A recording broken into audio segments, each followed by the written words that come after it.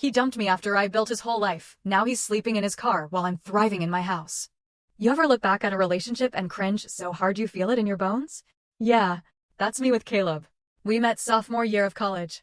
I was the classic overachiever, nursing student, part-time waitress, always exhausted, always caffeinated. Caleb was, well, let's call him a visionary. He was majoring in business, but didn't go to class much. He was always working on a startup or networking, which usually meant tweeting Elon Musk quotes and binge-watching Shark Tank. Still, he had that charm. That messy hair, that crooked smile, the way he talked about making it big like he already had. He made me feel like we were building something together, even if he was mostly building castles in the sky while I was building up student debt. We started dating fast. Within 6 months, we were basically living together in his off-campus apartment. I say his, but rent was in my name, and bills mysteriously ended up on my card. I didn't mind at the time. I had a plan. I figured we'd get through college, I'd get a job, and he'd eventually launch that app he was always talking about. You know, the one he never actually finished designing. I mean, I loved him. Or I loved the idea of him. And for a while, things were good. We had our rituals, late-night Taco Bell runs, dancing in the kitchen to 2000s throwbacks, dreaming about the future. He used to call me his ride or die, and I believed him. After graduation, I landed a job at a local hospital. Not glamorous, but stable. Caleb said he was taking time to figure things out before applying for any jobs. That time turned into a year. A whole year of him sleeping in, half-heartedly working on vague business ideas, and waiting for the right investor. Meanwhile, I worked night shifts and picked up extra hours to keep us afloat. I paid for groceries, rent, internet, everything. He'd occasionally Venmo me like $10 for emotional support and act like that was cute. It wasn't. But I didn't say anything. I told myself he just needed time. That I was being a good partner. That one day, when he made it, we'd laugh about the struggle years. Then came the house. It wasn't some mansion or anything, just a small fixer-upper in a decent neighborhood. My credit was good. I'd been saving. I wanted something that felt like mine, like ours. Caleb was all for it. Called it a smart investment. Helped me pick paint swatches like we were on HGTV. But when it came time to sign the papers, suddenly he had personal reasons for not wanting his name on the deed. I thought it was weird, but he convinced me it was less complicated if I did it alone. So I did. The house was officially mine. But to Caleb, it was our home. Funny how that works. We lived there for almost a year. At first, it was kind of sweet. He built a little desk in the guest room for his projects, helped me set up a garden even though he hated dirt, and always had dinner, aka DoorDash, ready after my long shifts. But the longer we lived together, the more I started noticing things. Like how he never offered to help with bills. How he called himself the man of the house, but didn't even know where the fuse box was. How he mocked my job for being too safe, when I was literally saving lives during a pandemic. There were moments, too, where he'd joke about me being predictable or boring. He'd say it with a laugh, but it stung. I chalked it up to stress. We were both trying to figure out adulthood, right? Everyone has bumps. But that bump? Oh honey, it turned into a mountain. And spoiler, he was the one who tripped and fell off it. Looking back, I probably should have seen the signs. The weird attitude shifts. The random mood swings. The way Caleb would suddenly go MIA in the middle of the day, only to come home with that smug, "I've got big things brewing" smirk, but never any actual news. When I asked what he was working on, it was always vague. A thing with some guys from Twitter. A potential app collab with this crypto dude in Miami. Investor talks. Air. Just air.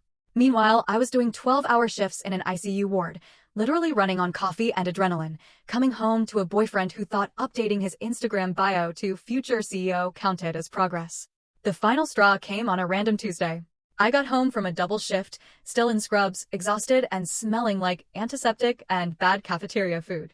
I walked into the kitchen and found Caleb sitting at the counter, scrolling through his phone with his serious face on, aka furrowed brow, glasses halfway down his nose like he was the CEO of Google or something. Without even looking up, he goes, "We need to talk." Now, nothing good ever comes after those 4 words. But I was too tired to panic. I tossed my keys on the counter. Okay, talk. He looked up at me like he was doing me a favor just by speaking. I've been thinking about where my life's headed, and I just don't think this is working anymore. I blinked. What's not working? You and me. I laughed. I thought he was joking. I waited for the grin. It didn't come. You're too focused on stability, he said, as if that was a bad word. You don't understand what it's like to take risks. I stared at him. What? Because I have a job? He waved his hand like that was irrelevant. You play it safe. You want this predictable little life, and I need more. More what, exactly? More free rent? More avocado toast I bought with my own damn paycheck? More clout on LinkedIn? I didn't say any of that. I just stood there while he delivered his grand breakup monologue like he was in a teen movie. Then came the best part. He sighed dramatically and said, "You've changed. You used to be fun. Now all you care about is work and routines and meal prepping." Meal prepping. That was the deal breaker. I meal prepped and suddenly I wasn't hot girl material anymore. I should have been furious. Honestly, I was just stunned. After 5 years of being his ride or die, this was the reason? Because I grew up and got responsible while he was still chasing Bitcoin pipe dreams? Then, as if he hadn't just shattered our entire relationship with one half-baked TED Talk, he stood up, grabbed his car keys, bought by me, might I add, because his was in the shop for the 3rd time that year, and said, "I'll come by for my stuff in a few days. Hope we can still be cool." He left. Just like that. No fight. No tears. No apology. Just a shrug and a goodbye.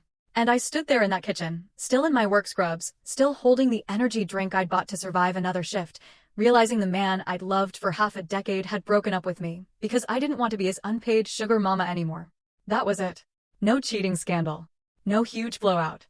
Just a man-child realizing I had a spine and deciding that made me boring. I didn't even cry.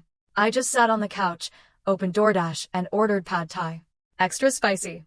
Because unlike him, I still had taste. So, Caleb walked out like he was some main character in a coming-of-age indie film.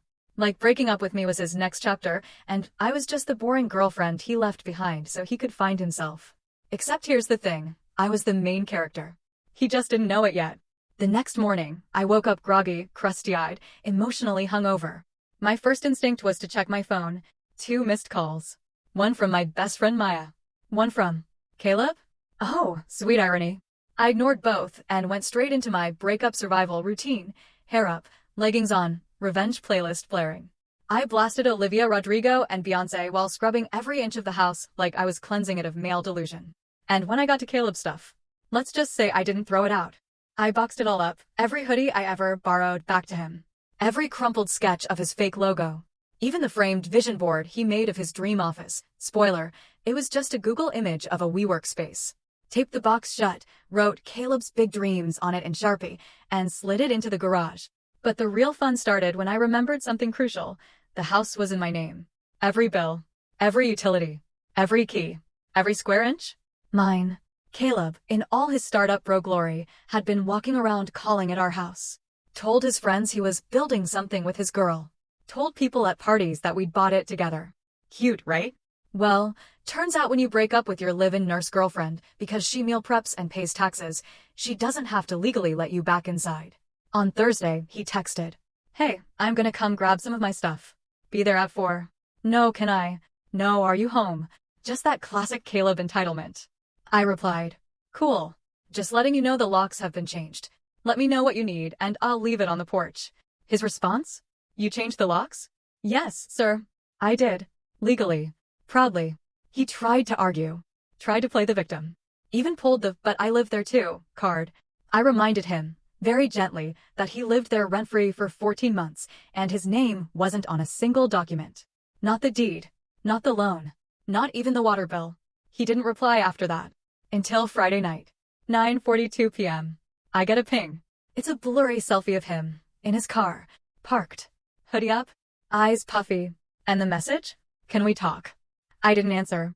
I just screenshot it, sent it to Maya with the caption, "The Airbnb he deserves." I went to bed with my weighted blanket and the smug satisfaction of knowing karma had a comfy new mattress, mine.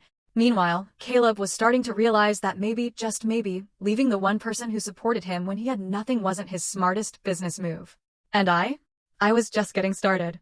So, after Caleb's late night "can we talk" text, which I very proudly ignored, things went quiet for like 3 days. Which, for a guy who used to send me TikToks while I was in the next room, was practically a full-blown ghosting. I'll admit, there was this tiny part of me that wondered, is he actually okay? Then I remembered the way he broke up with me over toast, like I was dry cereal, and suddenly I was fine again. But you know who wasn't? Caleb. By the end of the week, he was blowing up my phone like it owed him money. First it was casual. Hey, just wondering if I left my AirPods at the house? Then passive-aggressive. It's kind of petty to ignore me. We were together 5 years. Then desperate. I'm living in my car. Can we please talk? And that's when it clicked. He had nowhere else to go. Turns out, freedom looks a lot different when your only charging outlet is a gas station bathroom. Apparently, the friend he planned to crash with for a while suddenly had a girlfriend moving in. The other buddy was renovating. His mom? She lived 3 states away and didn't want drama. And here I was, in my house, on my couch, eating Thai food and watching Love is Blind with zero drama, all peace. I'll be honest, I felt a little bad. Not take him back bad, but like, maybe drop a granola bar on the sidewalk where he's parked bad. Instead, I did the emotionally mature thing. I posted a selfie. Full glam. Sunlight hitting just right. Captioned, "Home has never felt more peaceful." And oh, did that send him into a spiral. He messaged me that night. "Wow, so you just don't care anymore? Sir, you dumped me because I meal prep. What do you expect?" The next week was peak Caleb meltdown. He started reaching out to mutual friends, trying to get them to check in on me. Maya told me he even asked if she thought I'd taken down his vision board on purpose. Yes, Caleb, I did. And I recycled it. He sent me this long, rambling voice note at 1:14 a.m. that started with "I'm sorry" and ended with "You're the only person who ever believed in me." He admitted he'd made a huge mistake. That the freedom he wanted wasn't so glamorous when he was eating cold McChickens in the backseat of a '09 Civic. You could hear the echo of regret in every word. And listen, I'm not heartless. I'm not. But I'm also not stupid. I didn't work my ass off in nursing school, support this man through 5 years of delusional hustle, buy a house, and become his free therapist, just for him to call me boring and dip out when life got too routine. He wanted excitement? He got it. Just not the kind with clean sheets and hot meals. So I let him sit in that regret. I let him marinate in it. Because sometimes the best response is no response at all. After the regret parade came through town, complete with voice notes, Instagram stalking, and mutual friend pity missions, I decided it was time to stop playing defense. I'd been quiet, classy, unbothered. But now? Now it was time to reclaim everything Caleb ever tried to dull down in me. And it started with the house. I walked through every room with fresh eyes. The old throw pillows he said were too girly? Donated. That ugly poster of some random NFT gorilla he swore would be worth millions someday? Burned. Not metaphorically. I legit tossed it into the fire pit in the backyard while sipping wine. Therapeutic. Then came the office, his so-called creative space, aka the guest room with a broken desk and a whiteboard filled with phrases like synergy and Q2 domination. Yes, with double question marks. I turned it into a reading nook. Put up floating shelves. Painted the walls a soft sage green. Hung twinkly lights and printed out a quote he used to mock me for loving. "If you don't like where you are, move. You're not a tree." He once said that was basic. I now say it's truth. And y'all, it didn't stop there. I rebranded everything, from the playlist in my car to the signature scent in my bathroom. I started cooking again for myself. Bought flowers every Sunday. Changed my Wi-Fi name to Better Without Caleb. Petty? A little. Satisfying? Extremely. But here's the thing, while I was flourishing, he was flopping. I started getting little updates through the grapevine. Apparently, he was still sleeping in his car, sometimes couch surfing, occasionally crashing with a cousin who made him do chores. I almost felt bad when I heard that he was driving DoorDash just to afford fast food. Almost. Then one Saturday I saw him. I was at the farmer's market with Maya, holding a fresh lavender latte and debating whether I really needed another overpriced candle. I did. I turned, and there he was, Caleb. Hoodie pulled over his head, standing next to a dusty Civic with a just one more chance look in his eyes. And get this, he waved. Like we were old pals. Like he hadn't dumped me because I was too stable. Like he hadn't spent 5 years draining my soul like a human iPhone battery. I didn't wave back. I just looked at him, then at Maya, and said, "Let's grab brunch." That was my real power move. Not the ignoring. Not the glow-up selfies. Not even changing the locks. It was choosing me over and over again. Choosing peace. Choosing fresh croissants over chaos. And that energy? It did something to me. I started applying to better jobs. Got a promotion. Took myself on solo dates. Made new playlists. Bought satin pajamas. Got really into affirmations. Every night before bed, I'd look in the mirror and say, "You are not boring. You are a whole damn upgrade." Because I was. And he knew it.